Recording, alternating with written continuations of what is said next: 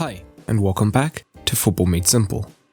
Bayern Munich and Lyon faced off in the Champions League semi-final for the opportunity to square off against PSG in the Champions League final. Flick's men came in as heavy favourites over Garcia's, and in the end, the match ended 3-0 to the Bavarians thanks to a Serge Gnabry double and Lewandowski. The XG indicated that Bayern deserved the win. However, Lyon missed early chances that could have changed the game. But what tactics did both managers use? In this video, we take a look. And I'd like to give a shout out to my Patreons for helping to support Football Made Simple.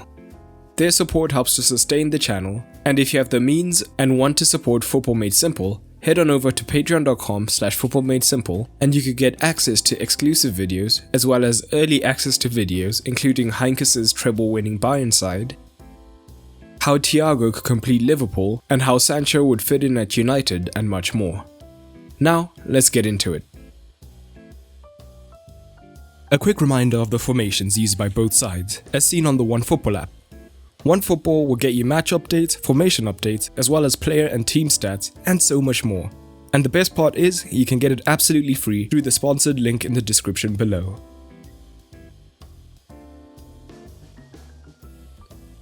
Let's start off by looking at what Bayern tried to do with the ball.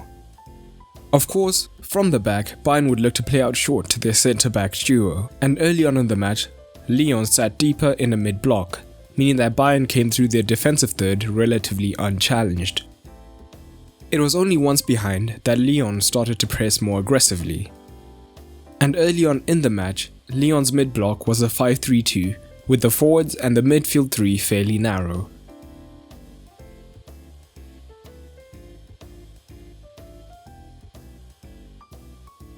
And importantly, with Bayern being comfortable in possession, they pushed their centre-backs fairly high with the ball, meaning that on a few occasions, one sloppy pass would allow Lyon in behind on the transition, with their forwards, which we will come back to later in the video.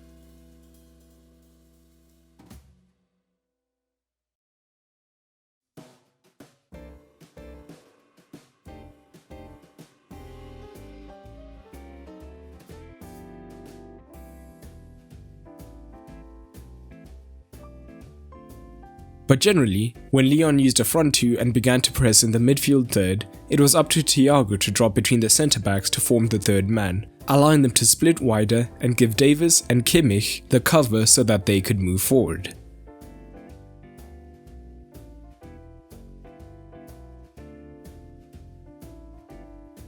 And this would begin a lot of Lyon's defensive problems. Garcia tended to push higher, trying to get between the lines, whilst Muller consistently drifted between the lines as well, meaning that Lyon's midfield tended to defend extremely narrowly to try and stop the ball into this region. And of course, at times, Gnabry and Perisic could also come central to increase the midfield overload when needed. But when they stayed wider in these regions, Gnabry in particular would pin Cornet backwards.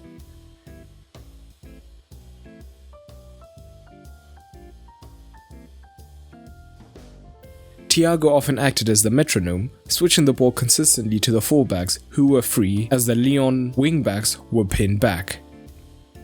And Cornet in particular was a target. When the ball was played out to Kimmich, he was often caught in two minds of whether to stay on Gnabry or apply pressure on Kimmich. As a result, he often left a gap in behind that Gnabry could make the run into, which we saw time and again.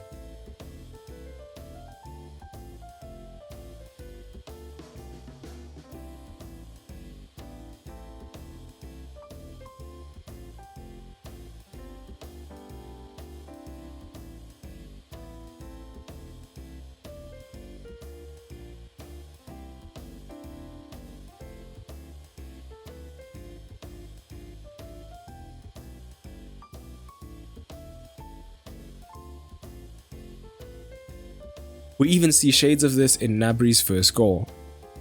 Kimmich has the ball deep and Cornet begins to make the move towards him. But because he is neither tight on Gnabry or pressuring Kimmich, the ball over the top is relatively simple and finds Gnabry in the space behind Cornet, and he then produces a moment of excellence. And even higher up the pitch, we saw similar occurrences, with Cornet often being 2 versus 1 down, and struggling with whether to follow the runner or apply pressure on the man.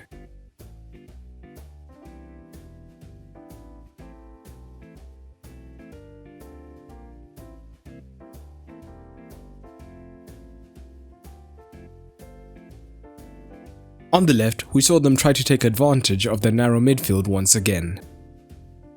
With Goretzka threatening to get between the lines, it often drew Kakare narrow, whilst Perisic also tucked in to create the option in this space.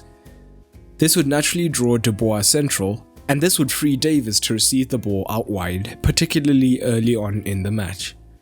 He would then look to use his speed and skill to take on Dubois and try and create the opportunity, and he completed 2 dribbles during the match.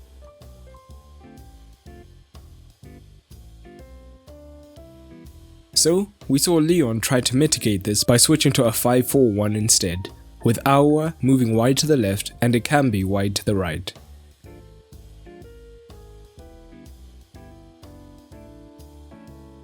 This would, however, mean that they were now lighter in midfield, and Bayern would subsequently draw their wingers infield into the space to try and get on the ball behind the midfield pressure, which at times they managed to do.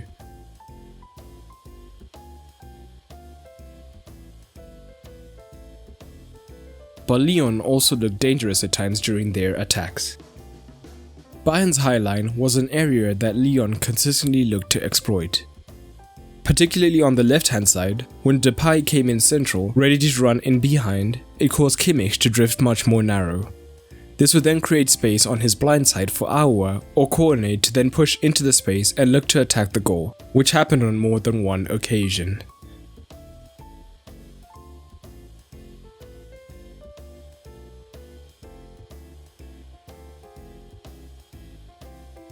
But Lyon struggled to create for themselves, as they couldn't build up through the pitch.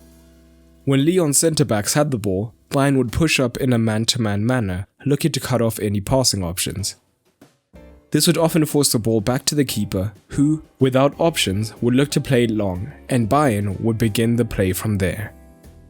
Overall, Bayern would be happy with the win, but their backline did look shaky at several points throughout the match, something that no doubt will give the likes of Neymar, Di Maria and Mbappe optimism ahead of the final. But I'd love it if down in the comments below you would let me know your predictions for the final when PSG take on Bayern Munich. And if you enjoyed this video, you might like a video taking a deeper look into Flick's tactics throughout the season that will be linked at the end of this video.